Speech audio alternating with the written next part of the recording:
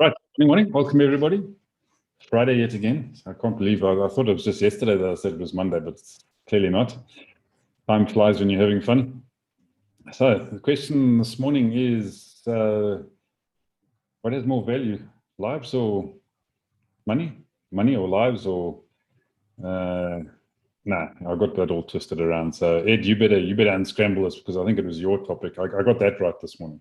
You got that Okay, right, so, yeah. Your topic this morning. So one of your pet subjects, I believe. So yeah, it's a pity Trevor's not with us at the moment because that would have been good. It kind of, we seem to sort of idolize billionaires and multimillionaires and entrepreneurs that make shed load of cash, and then other people who perhaps are more important in our lives, like the guy that saves our lives when our heart stops beating. We don't. And I'm not anti-money and I'm not anti-business because I think, you need profit because profit generates tax income. Tax income pays for education, pays for healthcare, it pays for infrastructure, and it allows for innovation. But not all innovation comes from business. And I think, way back when I was a young lad with hair and a moustache, my uncle was professor of engineering at Southampton University, and he was attributed with developing the first roof for a petrol filling station that didn't need support. Basically, it was really a sort of leaning over wall that bent over a bit, but it used material with high tensile strength in one area and high compression strength in another area, and it was quite revolutionary at the time, and it went on to do stuff. And I think a lot of stuff comes out of universities. For example, the AstraZeneca vaccination was developed by Oxford University, and it's been produced by AstraZeneca at cost. And of course, a lot of innovation in surgery, almost all innovation in surgery, has come through war. And so it goes to show it's not necessarily the process of innovation that is good. I don't think anyone would advocate starting wars just so we could advance surgery. And so that was my thing. And then I thought about my average day. I wake up in the morning, I have a shower, clean water comes out of the tap, it's hot and I'm already happy. And the people responsible for that, they get paid a reasonable amount in that company, but nothing staggering. It's Southwest Water. Our water companies are all privatized. And then, of course, they take away the waste as well. And the guys that work in the waste treatment plant don't get paid massive sums of money. But the fact that they take away my liquid waste and my local council take away my rubbish means I live in a clean environment and I don't get cholera or other diseases like the plague that might be borne by rats feeding off my rubbish. And I'm a healthy person because I have that clean environment. I'm also healthy because I eat well. And the mushrooms I have for my breakfast, they're magic, but a different type of magic. They're produced by a guy down the road. He's not very wealthy, but he makes a nice living. And I'm also healthy because when I was young, I had a smallpox vaccination. I had a polio vaccination. I had mumps, measles and rubella vaccination. So I don't die from childhood diseases and I'm healthy. And all those vaccines were not developed by billionaires. And then when my shower breaks down, which it did the other day, I phoned up the repair company and the guy comes out and he repairs my shower. He doesn't get paid a lot. He gets paid a reasonable wage. So I was thinking, well, actually, and then when I did have a health problem, when I was 19, I was in a lot of pain, phoned the doctor up, and in those days, doctors used to do home visits, and she said, oh, I'll pop round this afternoon. When she came round, I'd got a lot worse and she phoned the ambulance. Ambulance driver turned up. He didn't get paid a lot, got taken to hospital, had my appendix taken out. Okay, the anaesthetist got paid a reasonable amount of money, which is quite fair because it takes him a long time to train and gives me too little anaesthetic. I feel pain, too much anaesthetic, I die. So I don't mind him getting a decent wage, but it's not fantastic. It's probably 1/500th of what some people get paid. And then later on in life, again, about 2 years ago, I was in a lot of pain. I phoned up the non-emergency helpline. Lovely person on the end of there gave me some advice. I really think you need to talk to a doctor. I'll get a doctor on the line for you. She probably got paid less than the minimum wage. Sorry, less than the average wage. She must get paid more than the minimum wage because it's the law, the average wage. Doctor phoned me and discussed things, said, no, you need an ambulance. I'll call an ambulance for you. The ambulance came, got in the back of the ambulance, the medic in there gave me an IV drip with intravenous, I think it was codeine and morphine, both drugs that weren't developed by huge tech companies, and the pain relief was gorgeous. He doesn't get paid a shed amount of cash. Got into the hospital, triage nurse saw me, decided my pain was okay, I wasn't going to die. I probably had kidney stones. I needed to go and get some, whatever they do to shoot things through you. And all that stuff wasn't invented by Elon Musk. My kidney stones sorted themselves out. And then I thought, oh, I must pay my water bill. And I pay my water bill, which is £75 a quarter, which I think is amazing for clean water out of my tap every day and all my sewerage taken away. £75 a quarter. What's that, about 1,500 rand a quarter? I must pay my electricity, my water bill. So I did an electronic transfer. Of course, the guy that owns the bank that does that gets paid £5 million a year just for doing a simple transaction to pay my electricity company. But so far, that's the first person I've come across that's got any money, huge amount of money. I haven't disturbed people like Jeff Bezos at Amazon. He has no effect on my life whatsoever, whether I live or die.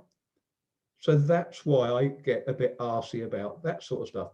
And then I perhaps walk down the library and I borrow a book on how to be a business success. And there's some guru in there telling me that to be a business success and an entrepreneur and all that sort of stuff, I need to model myself on people like Richard Branson, Elon Musk, Jeff Bezos. And I'm thinking, well, why hasn't that guy done it? Because he's having to make some money out of writing books. And then, of course, those guys are outliers. They are massive, massive, massive outliers. There are only a few of them. So why should we model ourselves on outliers who have there's almost no chance that we have characteristics like them? We should model ourselves on people closer to us on that distribution curve. Unless, of course, we are an outlier. But if I was going to be an Elon Musk, I'd have been an Elon Musk years ago. So there's absolutely no point in me idolizing, wanting to be whatever.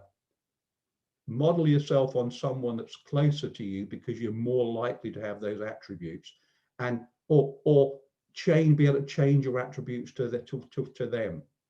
So those are my thoughts, and people I know will have completely different thoughts.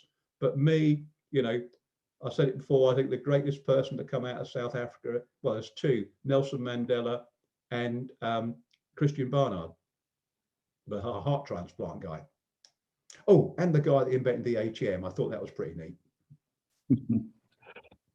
Great, thanks, Ed. Yeah, and I think ATMs are still running on Windows 98, which is a bit of a problem. But anyway, that's another story entirely. Yeah, it is interesting, isn't it? I mean, you talk about those outliers. Well, I saw an article just the other day that we are now generating dollar billionaires at the rate of 1 every 17 hours around the world. So not so much outliers any longer. They're a growing breed. So Jasper, I see we've finally become Jasper. It's changed from online meetings. So welcome, Jasper. Your thoughts on value, money versus lives versus whatever you want it to verse.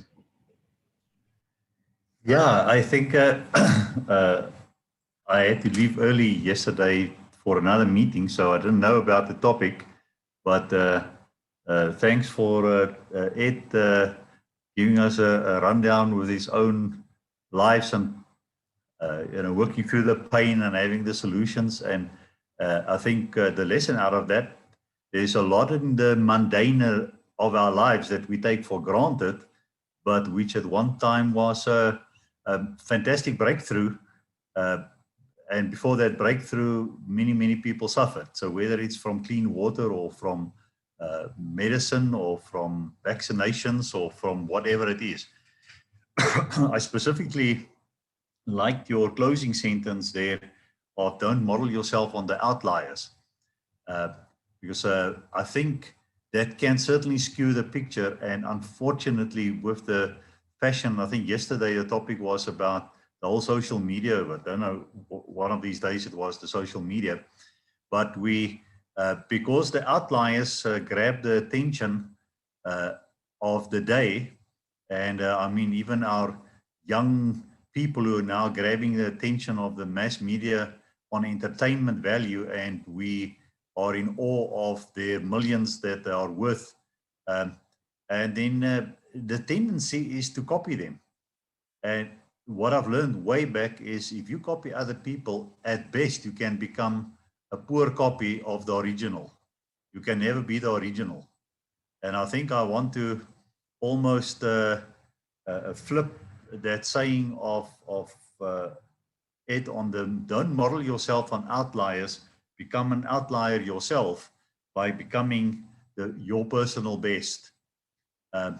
And I don't think the people like the Bransons and the Musks necessary at school had an inkling of where they would be today. But once once you stay true to yourself and you focus on your passions and your things that interest you, you either go down in flames and you have an interesting life to share of all the things that, I mean, how many inventors are there that we never know about? They were never really documented, but their contribution to science or their contribution to what did not work has helped other people to be at the right place at the right time and learn from their mistakes and then move on. So I think as long as one can stay true to yourself and find out what is that thing that's you, that defines you, and I think we are multifaceted people. So, try and express yourself in whatever form it is, and you're never too late to learn to play a piano or a guitar or sing or what I'm saying, art forms. I know at one stage I had it in on my bucket list to learn how to paint. I can't paint for the life of me, but I'm sure if one teach you the basics of painting, then maybe you can do that. But I think it's almost to have this. So coming back to, so it's not for me about money or lives. I think money, there's a saying, where there's vision, there will be provision. Provision is often a lack of vision. Once people know what it is they want to do, they somehow find the provision around them in even the mundane things of, I mean, if you read the stories of guys like the Maponyas in South Africa, they started off by being just basic traders, trading from the back of the bakkie and buying and selling foodstuffs and basic stuff, which is not new to what anyone else is doing currently. But somehow in doing that, it just gave them the momentum to do the next thing and the next thing. So it's almost, how do we live? So for me, it's not about the money. For me, it's about how do we live? Because money is just a way of trading with each other. And I do agree, we tend to, and again, we are the victims of the media, who then are running out of news and then focus on the lives of these outliers. And it's certainly impressive. I can really get my imagination going on what I would be able to do with a couple of billions. But if you really think about it, is it the money that motivates you? And we had a thing way back when I was learning about this personal growth stuff.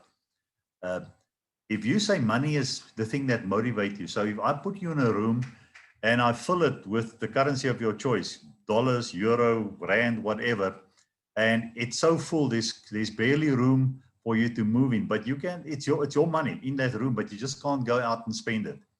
And I'll feed you there, and you can play with the money, you can throw it up in the air. So is it really the money, or is it what you can do with the money that excites you? And I think when we start focusing on what I can do with the money, then we come closer to what is really important in my life. And then the thing is now to figure out to live. And I think maybe what amazed me is to see people that I would almost feel sorry for because they walk with dilapidated shoes and torn clothes and stuff like that. But then I see them laughing out of their stomachs, just enjoying life.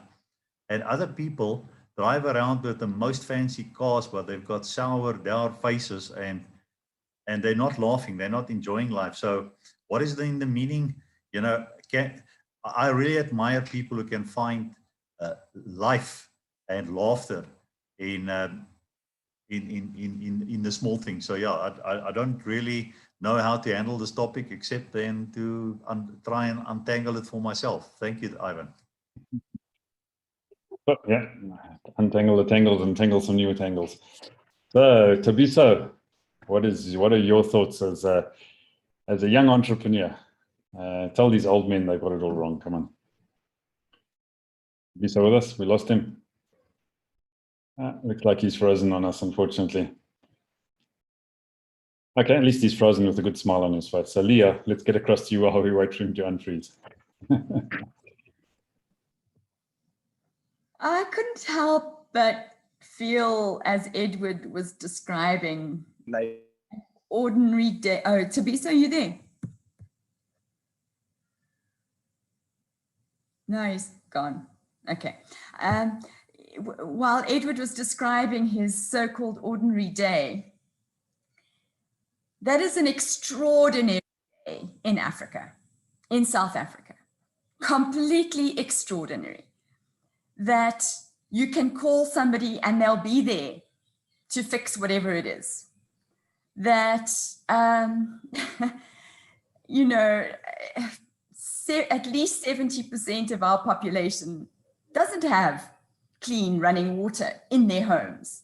The lady that works for me, certainly not. She's been living in a shack, and for her whole adult life, she's trying desperately to build a house. And the only way she can do that is by loaning money from us, because there's no way she can afford any bank fees, any interest charges. So this whole thing of money and lives, when I think there's a lot we take for granted in developed countries. The money is already there. It's already there. You've already got the education and the skills and the infrastructure and, I mean, a free health system. The wealth and money that enables that. We proposed that in South Africa. Our government actually approved a national health system, even before COVID, which of course has done away with all of that. But even before that, it went very, very quiet because the cost of that was going to sink our economy. So we need money. There is no doubt. Yes, if there are a few people who have their billions, and do we idolize them? I certainly don't. I don't see that the value that they offer to the world is their money, that they've been rewarded for where they've been compensated, let's put it that way, for certain ways of being and innovation. Well, that's just the way the world works. But what they have done that is a contribution is employment. And in our country, entrepreneurship, which takes tremendous effort, tremendous perseverance, tremendous inspiration to push against endless mounds of bureaucracy in this country, and high tax levels, that in order to persist and succeed in that environment, there has to be some goal, something that pulls you to do that.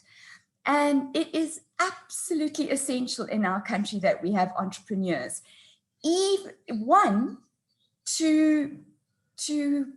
with the possibility, because entrepreneurs are where we're going to get employment. But even if they don't employ other people, at least employ yourself. Amongst our youth, we have 60% unemployment in this country.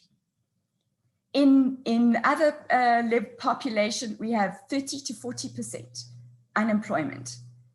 We need to be inspired. And if there is some billionaire that's sitting in America that is going to inspire somebody to say, I'll put my hand up, maybe I will get 1/1,000,000th of what he has. I'm not foolish enough to think I'm going to be a billionaire, but at least I'm pulling myself up to be able to afford something of a lifestyle that is going to work for me. And in this country, even though you're employing yourself, because of the huge amount of unemployment, you are supporting a very wide extended family. And so you're not just employing yourself, you're supporting a very wide base. So there is, to me, no equation between life and money, as if they are two separate things. In order to support your life, you need a livelihood. And that livelihood has to involve money. And where that money comes from has to, in our country, it's not a given. It's not a given. You have to fight for it. You have to look for it. You have to, and that takes something from you. And so you need to find whatever inspiration you can, where you can. So yes, I hear I'm seeing some of the comments, and in one of the phrases we have in our family is, nothing is for free. Nothing is for free. Everything costs. And so you have to count the cost. Sometimes that cost is in money. Sometimes it's in time. Whatever it is, and whatever you get that you think is free, it's come from somewhere and someone is paying for it. And if you are, otherwise you are not getting it. Otherwise you stand like my domestic help. She gets free healthcare, because there is a level of national health support in this country where if you are below an income level, you can get free health. But what that means is that she has to be there in the clinic 5 o'clock in the morning, she has to be there the whole day. And very often what they will give her is an aspirin. So, so much for free. So yeah, that's my little diatribe for today. Well, Lee on her soapbox at last. We finally got Lee up onto her soapbox. So. Well done, Lee. Right, Tabisa, you're back with us. Okay, yes, like I was saying, like how I see things is that, I see money as like a tool, as energy to like implement your ideas, I think that the real value comes from people, like I will give you an example, maybe with somebody like Warren Buffett and like his company, Berkshire Hathaway, So what Buffett did is that he actually created value out of himself, by constantly being better, you know, by reading books, you know, by becoming a specialist. He made himself valuable, you know, and out of that value, he could attract, I don't know, people who had capital. So when he did that, it allowed him to actually build the resources and the infrastructure that he needed, you know, because without that, he can't really do much. I'm not going to say that money isn't important, you know, because it is, and I think it's everything, but it's it's a chance, you know, it's just energy, it's just a tool. And I'll go back to somebody like Steve Jobs again, you know. So what he did is that I think Apple was down, you know, was dead until he came in again for the second time. What he did is that he told everybody the body was like, no, you know, I don't want to get paid. Just pay me like just like $1 and I'll resuscitate, you know, Apple, you know. So that was his job, you know. I think what he wanted to do, you know, was that he wanted to bring Apple from the dead because he knew that, you know, Apple as a company had the resources, it had the infrastructure, you know. So what he had to do was just to add his value, you know, into the company, and you know that actually translated into creating what Apple is today, you know. Of course, he got money from the board after he saved the company, you know, in the terms of the board bought him a jet and, you know, stock options. But, you know, the value was already within Steve Jobs, you know. He didn't need the money. He just had the passion. He just loved Apple, you know. And I think that if you can build yourself as an individual, you know, you create value, you will be able to attract somehow, you know, the world is a bit tricky. I don't know how it works. I don't understand the structure of reality, right? But I think that if you can be the best at something, you'll be able to attract people who are on that same similar wavelength, or, you know, that same thing, you know? And I think that's what happened when you look at somebody like Steve Jobs and Warren Buffett, you know, because you see Warren Buffett, for example, like he's just a normal man, you know, like he lives in a normal house and one car. He doesn't really make a fuss about money. He's just ordinary, you know. But you know, Berkshire Hathaway as the company, it has the resources, it has the infrastructure. The company is rich, and so is Buffett, you know. But in terms of paper, in terms of stocks, but as an individual, he's just a guy, you know. He can do stuff, he can press buttons, but he's just a guy, you know, who can do stuff because he has value. Um, and that's how I see the whole thing. The person is more valuable. The person is more better. The person builds value. The person is the one that does everything, you know. So money, not so much. Just a tool, just just something to do something, you know. And I think that's my insight on today's topic. Thanks for having me. Great, thanks, Teresa. All right, so Trevor, turn this apple cart on its head. Yeah, well, Ed absolutely pushed my buttons for today. So I'm so annoyed with him having a full-on go at Elon Musk, my neighbor from just up the road here, who's probably having sleepless nights on Ed's criticism over the last couple of days of himself and what he's doing to damage the world. But I'm trying to get back to the topic of we weigh up the value of lives over money, because what I interpreted in responding to Ed's let's call it critique, because we are a friendly forum here, is I went to go and have a look for a cartoon. Let me see if I can share it with you. No, hang on a moment. How do I share it? There. This one. So I thought I'd prepare for Ed, but I don't know that we've gone down this particular route. And I think that cartoon almost says it all. I came in late because my network, I was also having problems on this side here. But I think, Ed, you know, when you talk of people of little means actually providing incredible services, and you talk of maybe healthcare, I think I might have missed some of that, but you might be talking of the health program that you have in the UK, etc.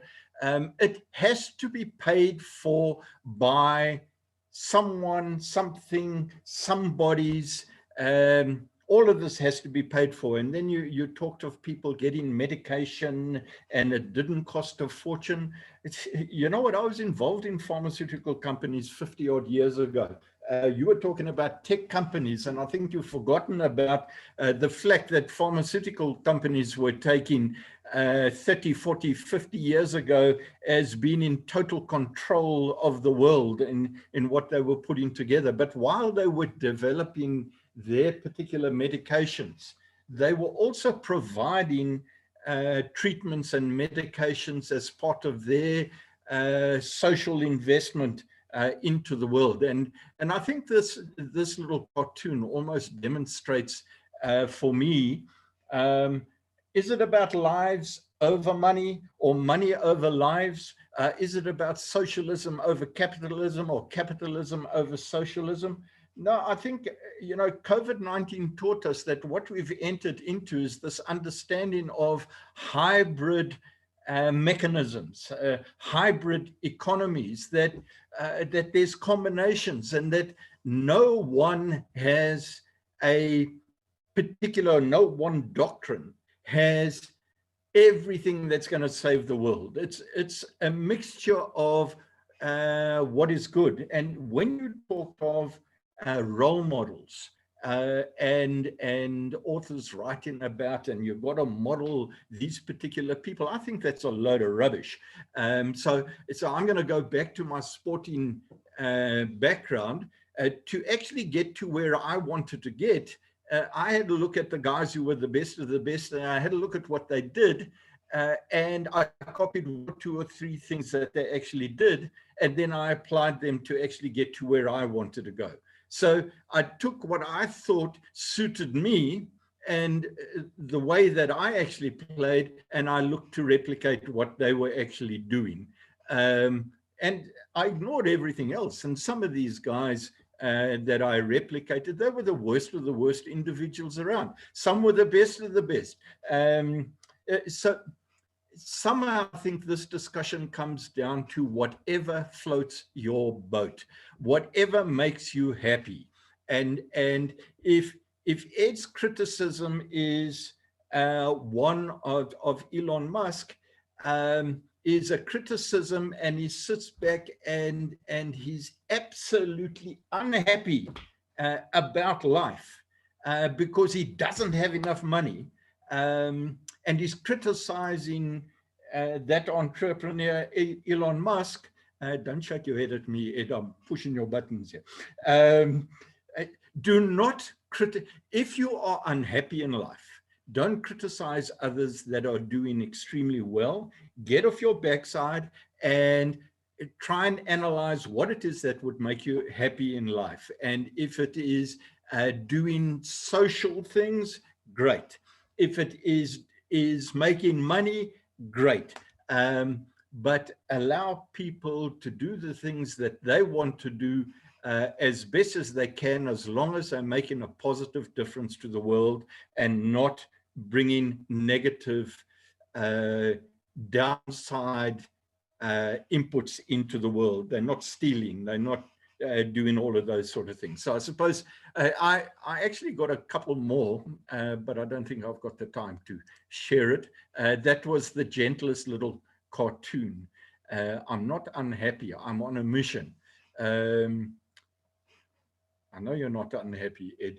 You know what I love about Ed? Is that he's able to actually bring different insights to me. I think Ed thinks differently to me, but we might run the same way, although I wear my running shoes a little bit differently to the way he wears his running shoes. Mine are back to front end. So you're trying to run away from yourself. He's also got his laces undone, probably trying to be like the young people. Yeah, that's why he keeps on tripping over them. Anyway, so it is an interesting topic, and it is interesting how emotive it can become. The question I ask is, the only reason that these people have this money is because the rest of the population has accorded them that value and given it to them. If people didn't value it, they wouldn't have it. And I 100% agree with Ed's pet example of the bankers earning millions in bonuses when their banks are doing badly, and even when they're doing well, where is the justification? For me, a similar question arises with sports stars. What value do they really add to society, apart from a little bit of entertainment? Does it justify paying a footballer £500 million? I think it was, I saw recently, Ed, something like that. In the UK, some silly kinds of money. One of our local cricketers recently just got paid $2.3 million for a little 6-week stint in the IPL. Chris Morris became the richest IPL player in history, 35 million rand effectively. Not bad for 6 weeks. Well, not even 6 weeks work. I think it's a couple of days work or a week for 6 weeks. Can you justify that kind of value? Clearly somebody does. Whether that makes sense in our minds or not is a different question entirely. But I think a lot of the progress that has happened wouldn't have happened if there wasn't someone there to fund it. Now, regardless of whether the people that made the inventions or discovered the technologies or whatever, guess what? All of those people are funded. Their salaries are paid by people who have money to actually develop those things. So whether they got the money or the riches for the invention, that wouldn't have happened if somebody hadn't funded them to do it. So it becomes a difficult circle, and with the cat circling in front of the camera, it's one of those things. So I think of we talk there's that whole furore around ivermectin and whether it was safe for human use and consumption, and then just a simple little bit of research turns up that 2.2 billion doses of ivermectin were given to people since 1987, and that was funded as I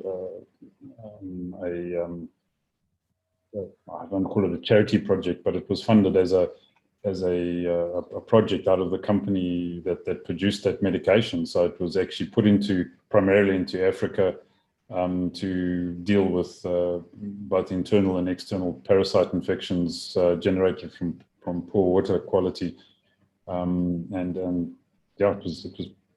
was funded out of the revenue that was generated in its veterinary use in the rest of the world. So very difficult, I think, to draw hard and fixed lines when it comes to these things. So that's my thoughts. Being Friday, we almost have a couple of days off, but we need a topic for Monday. So any thoughts for a topic for Monday? No? Nobody? I don't have a topic, but we haven't had an open mic session for a while, and I kind of feel like let's shake it up. Let's each come with what's on your head at the moment, or what's stimulating your thinking at the moment. And yes, so where's your thinking, or what's, is there an article or a a podcast or a something that's stimulating your thinking at the moment, and maybe just share it, and it'll just be fun just to just go down different thinking paths, and I'm sure we'll pick something up from there. All right, so it's a Trevor Day, so just make the topic whatever you want it to be. All right, so go out there, find your thinking, or stimulate it with some magic mushrooms. I feel very happy that we heard a passionate response from Lee, because normally it's a very considered response, and it was lovely. So I'm really glad I floated that topic. I did intend to sort of press Trevor's buttons, but I press Lee's buttons instead. So that was great. Well done, Ed. Thanks for that. Yeah. Good to see people up on their soapboxes every now and again. So great stuff. All right, good. Thanks, folks. Have a great weekend, and we will see you Monday morning, where we are talking all things. Cheers.